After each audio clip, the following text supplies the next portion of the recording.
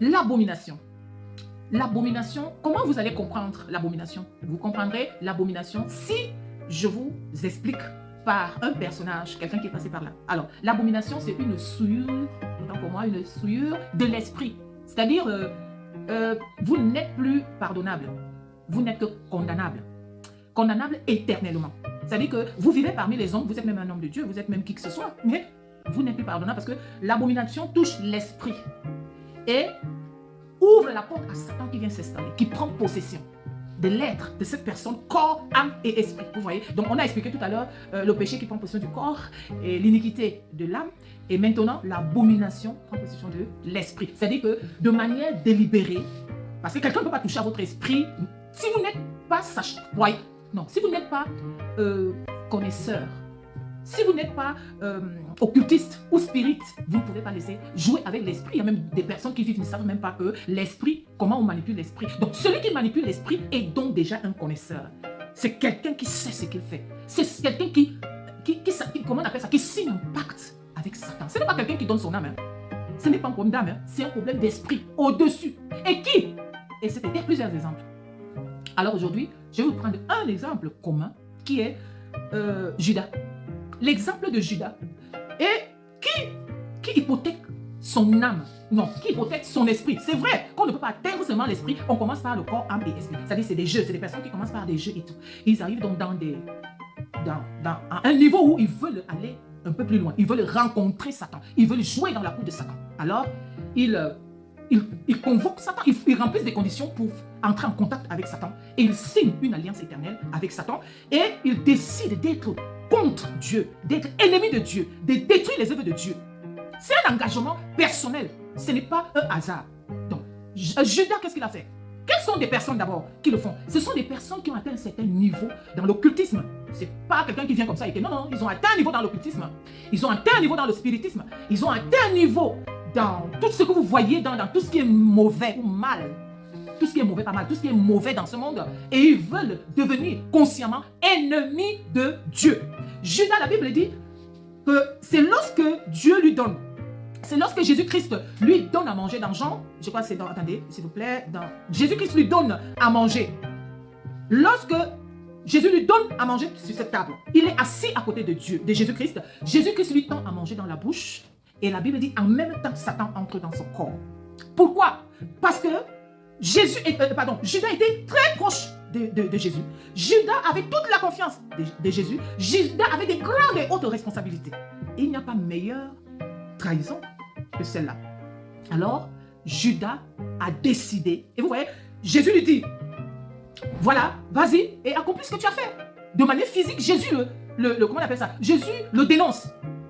Et tout ce que vous voyez qui se passe, les gens le font un peu aussi comme un rituel. Vous savez, Judas l'a fait publiquement, il est sorti du milieu des disciples à table, il a démontré qu'il était de Satan. Alors il faut que tu montres que tu es avec moi. Parce que c'est ça Satan. Va te mettre nu, viole ton enfant, viole des enfants et fais-le savoir.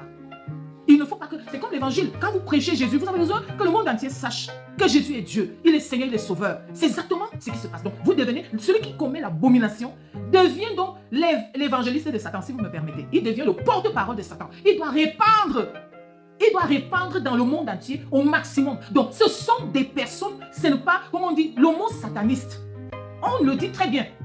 Mais, vous le négligez. Ces personnes, dès qu'ils le font, regardez la manière... La destruction, la mort de Judas. Judas est mort de manière violente et de manière publique. L'abomination dont fait comment? Qu'est-ce qu'elle pollue? Puisqu'elle touche là, l'abomination pollue la terre. L'abomination pollue la terre. Et vous savez que la terre, c'est elle qui est la source de la vie humaine sur cette terre. Nous venons de la terre et nous repartirons à la terre. C'est tout ce que nous vivons venons de la terre. Donc l'abomination, quand quelqu'un commet l'abomination, il souille la terre, il souille l'environnement.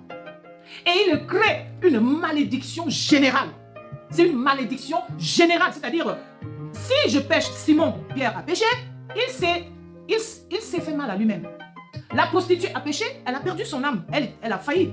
Elle a hypothéqué son âme personnelle. Mais celui qui commet l'abomination, c'est celui-là même qui souille toute la nation, toute la terre. Je ne parle même pas au niveau familial. Donc vous voyez que l'abomination est dangereuse. L'abomination est dangereuse. Et c'est quoi l'abomination? C'est tout ce qui est contre nature. Vous savez, le péché n'est pas, tuer n'est pas contre nature. Aller avec une autre femme qui n'est pas ton mari ou avec une autre femme qui n'est pas ton épouse, etc., ce n'est pas contre nature. Mais coucher avec sa fille, coucher avec sa mère, coucher les enfants, c'est une abomination qui souille toute une nation, qui pollue la terre. La terre commence à ne plus produire. Et les assassinats commencent à se suivre. Le mal commence à s'empirer. Et il faudrait donc que quelqu'un s'arrête et que la nation qui est soumise à de telles actions s'arrête pour dire stop. Alors, je vous ai généralisé, mais nous allons revenir étape par étape avec les versets à l'appui pour dire comment, qu'est-ce qu'il faut faire pour stopper le péché, qu'est-ce qu'il faut faire pour stopper l'iniquité, qu'est-ce qu'il faut faire lorsqu'on est déjà dans le cas de l'abomination. C'est à cause de l'abomination que le commandement tuer, il faut tuer, parce que de telles personnes doivent disparaître. Tant qu'elles vivent, elles continuent. Alors, pourquoi nous devons dénoncer? Et comment nous devons dénoncer? Il faut juste connaître la vérité. Ce n'est pas un problème de secte. Les gens disent non, les parents viennent dire aux enfants non, c'est qu'il faut que si on ne fait pas ça, on va tuer papa, si on ne fait pas ça, on ne va pas me nommer. Ce n'est pas de ça qu'il s'agit.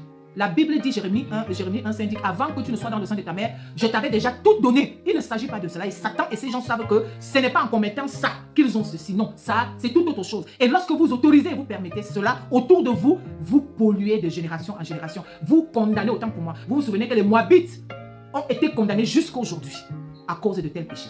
Veuillez partager. Soyez bénis.